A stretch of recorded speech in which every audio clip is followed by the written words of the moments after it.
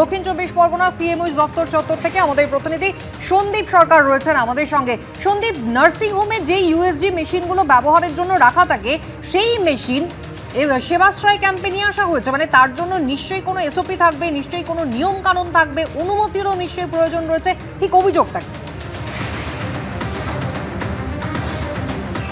একেবারেই অনুমতির প্রয়োজন রয়েছে। পিসিপিএনডিটি যে আইন রয়েছে সেই পিসিপিএনডিটি আইন অনুযায়ী এই ধরনের আল্ট্রাসাউন্ড মেশিন সেটা যে ঠিকানায় বসানো হয় অর্থাৎ ইনস্টল করা হয়, অর্থাৎ যে হাসপাতাল বা নার্সিংহোম বা ক্লিনিকে ইনস্টল করা হয় সেই ঠিকানাতেই সেই জায়গাতেই এই মেশিনটি ব্যবহার করতে হবে, এমনটাই আইন বলছে। চাইলেই এই মেশিন অন্য কোথাও অনুমতি ছাড়া, কম্পিটেন্ট অথরিটির কাছ থেকে অনুমতি ছাড়া এটা করা যায় না, কিন্তু এটা করা হয়েছিল সেবাশ্রয় ক্যাম্পে করা হয়েছিল। সেবাশ্রয়ের যখন 1 এবং 2 সেবাশ্রয় 2 পর্যায়ে হয় তখন অভিযোগ উঠেছিল যে এই ইউএসজি মেশিন বিভিন্ন নার্সিংহোম থেকে নিয়ে গিয়ে তা ইনস্টল করা হয়েছিল সেবাশ্রয় ক্যাম্পে, যেখানে আল্ট্রাসোনোগ্রাফি হতো।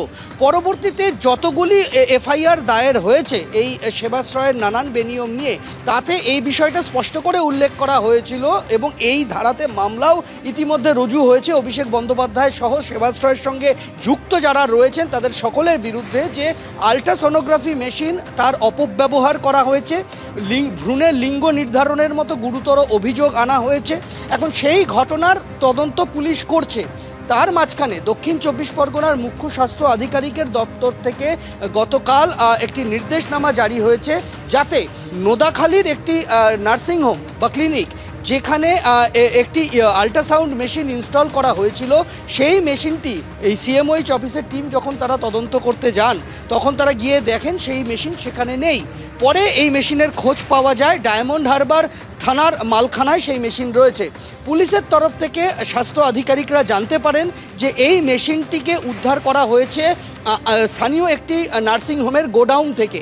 এখন যে ক্লিনিকের নামে রেজিস্ট্রেশন রয়েছে, যে ক্লিনিকের নামে লাইসেন্স রয়েছে, যেখানে এই ইউএসজি মেশিন থাকার কথা, সেখান থেকে অন্য জায়গায় গেল কি করে এই মেশিন, তার সঠিক ব্যাখ্যা নার্সিংহোম বা ক্লিনিক কর্তৃপক্ষ দিতে পারেননি।